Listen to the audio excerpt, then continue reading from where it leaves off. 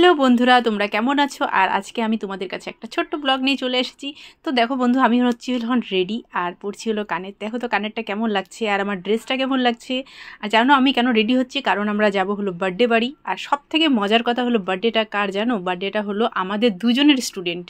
আমার কাছে পড়ে সে টিউশন আর আমার হাজব্যান্ডের কাছে সে শেখে ডান্স। তো দারুণ ব্যাপার। যাই হোক, আমরা বার্থডেতে যাবো দেখে একটু এক্সাইটমেন্ট, আর আমার শরীরটা খুব টায়ার্ড ছিল।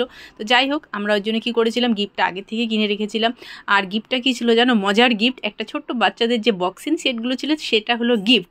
আর গিফটটা আমরা কী করলাম, দোকানে নিয়ে যা প্যাক করা নিলাম। কারণ কি আমাদের হয়ে গেছিলো দেরি, খুবই দেরি হয়ে গেছিলো, 8:30 বেজে গেছিলো যেতে যেতে। আর টাইম খুব কম ছিল, বারবার ফোনও আসছিলো আর অনেক দেরিও হয়ে গেছিলো। সেজন্য আমরা কী করলাম, দোকানে ওটাকে প্যাকিং করালাম। হাজব্যান্ডকে বললাম তুমি একটু হেল্প করো গিফটটা প্যাক করতে, কারণ গিফটটা বড় ছিল, সহজে প্যাকিং হচ্ছিল না। সেই জন্য আমি বললাম যে একটু প্যাকিং করতে তুমি হেল্প করো, তাহলে তাড়াতাড়ি হয়ে যাবে। তো যাই হোক, গিফটটা তারপরে কোনো রকমে আর কি প্যাকিং করা শেষ হলো।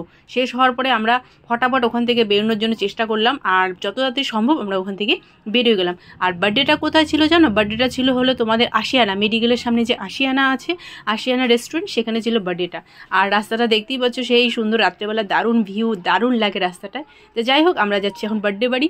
সো ফাইনালি বার্থডে বাড়িতে পৌঁছে গেলাম। আর এই হলো বার্থডে বয়, যার নাম হলো আয়ান্স। তাকে আমরা গিয়ে সঙ্গে সঙ্গে আগে করে দিলাম আশীর্বাদ দুজনে মিলে।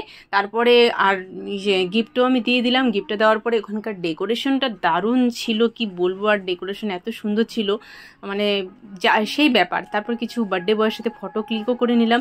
আর তারপরে যেন কি হলো, আমার অনেক দিনের আর কি আমাদের পুরনো কলিগ জ্ঞানমেলা মিসের সাথে আমার দেখা হলো। তো অনেক দিন পর জ্ঞানমেলা মিসের সাথে দেখা হলো, গল্প করলাম। তারপরে আরও সবার সাথে দেখা হলো যারা যারা বার্থডেতে এসেছিলো। আর এই হলো বার্থডে বয়ের মা, যে যার সাথে আমি দেখা তো করি, যাই হোক কথা বললাম। তো সবার সাথে কথা বললাম, তাকে দেখতে খুব সুন্দর লাগছিল। যাই হোক তাই হোক, তো মানে সব কিছু ওভারঅল মানে নাইস, দারুণ ব্যাপার, খুব সুন্দর দেখতে পাচ্ছ ডেকোরেশন। তো যাই হোক, তারপরে আমি নিজেও কিছু ফটো ভাবলাম যে তুলে নিই এই চান্সে। তো নিজেও কিছু 2-1টা সেলফি ফটাফট করে তুলে নিলাম, কারণ কি দেরি হয়ে যাচ্ছিলো, আবার ফিরে আসতে হবে। তারপর খাওয়া দাওয়াও করে নিলাম, কারণ কি অনেক রাত হয়ে গেছিলো।